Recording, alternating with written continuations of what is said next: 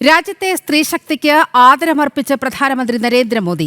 ഭാരതത്തിലെ സ്ത്രീശക്തിയെയാണ് പാകിസ്ഥാൻ വെല്ലുവിളിച്ചത്.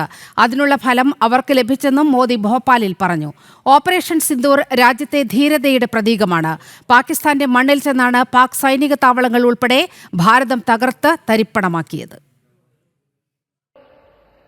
पहलगाम में आतंकियों ने सिर्फ भारतीयों का खून ही नहीं बहाया, उन्होंने हमारी संस्कृति पर भी प्रहार किया।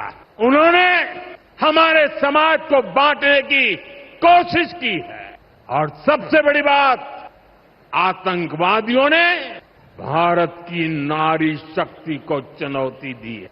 ये चुनौती आतंकवादियों और उनके आकाओं के लिए काल बन गई है, काल।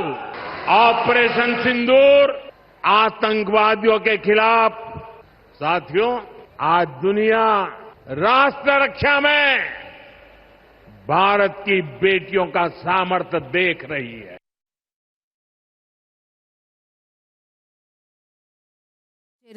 നന്ദഗോപൻ, സിന്ദൂരം എന്ന് പറയുന്നത് രാജ്യത്തിന്റെ ധീരതയുടെ പ്രതീകമാണ് എന്നാണ് പ്രധാനമന്ത്രി പറഞ്ഞു വെച്ചത്. വിവരങ്ങൾ.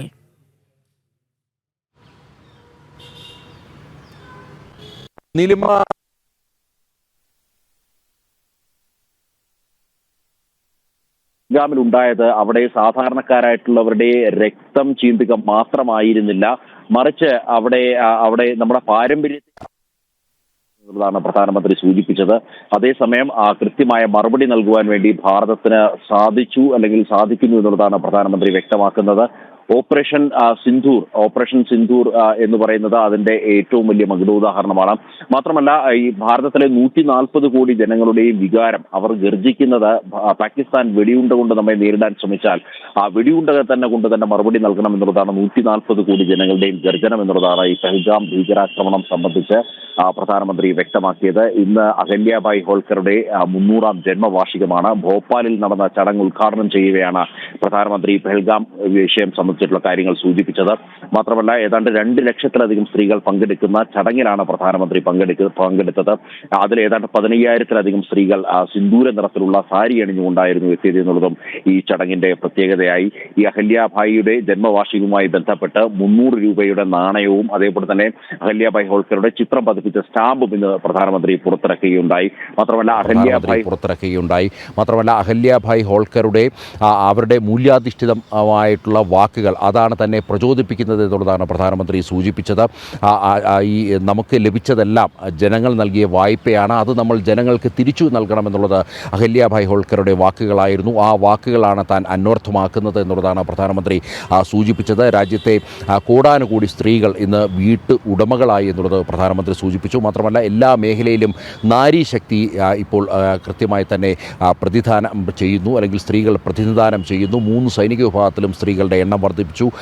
NCCയിൽ 2014 മുമ്പ് 25% മാത്രമായിരുന്നു പെൺകുട്ടികളുടെ പ്രാതിനിധ്യമെങ്കിൽ അതിപ്പോൾ 50% വർദ്ധിപ്പിച്ചു. മാത്രമല്ല, BSF അടക്കം ഓപ്പറേഷൻ സിന്ദൂറിൻ്റെ ഭാഗമായി തന്നെ സ്ത്രീകളായിട്ടുള്ള സൈനികർ BSFിൻ്റെ ഭാഗമായി നിന്നുകൊണ്ട് പാകിസ്ഥാന് മറുപടി നൽകി. അങ്ങനെ സമസ്ത മേഖലകളിലും നാരീശക്തി പ്രതിനിധാനം ചെയ്യുന്നു, അല്ലെങ്കിൽ അത് കൃത്യമായി തന്നെ അത് എല്ലാ മേഖലകളിലും അത് സ്പന്ദിക്കുന്നു എന്നുള്ളതാണ് പ്രധാനമന്ത്രി സൂചിപ്പിച്ചത്.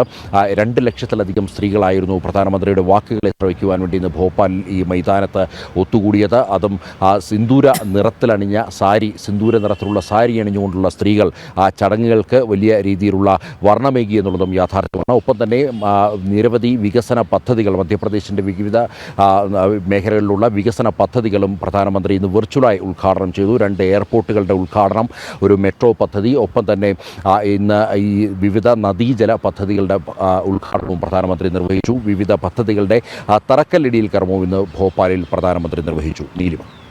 സ്ത്രീശക്തിക്ക് വലിയ ആദരമർപ്പിക്കുകയാണ് പ്രധാനമന്ത്രി നരേന്ദ്രമോദി. എസ് നന്ദഗോപനാണ് വാർത്തയുടെ വിവരങ്ങൾ പങ്കുവച്ചത്.